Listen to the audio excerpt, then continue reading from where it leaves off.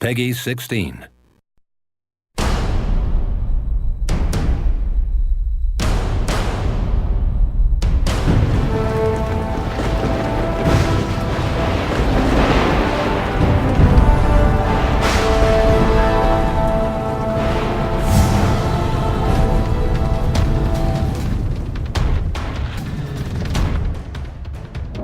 Vision for Thor, the video game, was to take the inspiration from the comic books and bring that to the interactive experience. So gamers can play as Thor, use his hammer, bring down the thunder and the lightning, just like they experience when they read the comic books as a kid or they'll see in the movie. He is the god of thunder. We really want to express the power that he has as a superhero.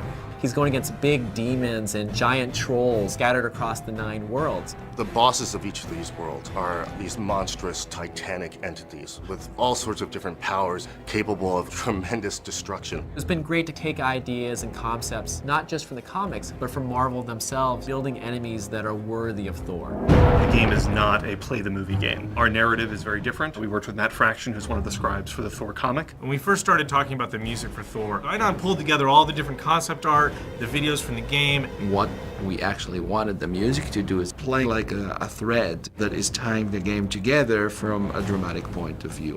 What Idon has done is really bring each world to life and make them feel distinct, but at the same time part of a greater whole. Music is always the emotional dimension.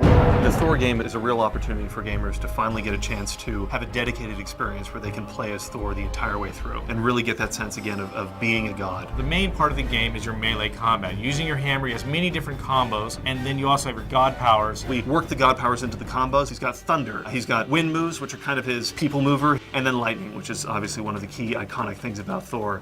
There's a grapple system. Thor literally climbs on top of his enemies in order to get the best vantage point to bring the hammer down. There's something just fun and visceral about playing with a character with a giant hammer, smiting people left and right. It's such a gratifying experience. You know, I think people are going to be really excited about being able to get their hands on it.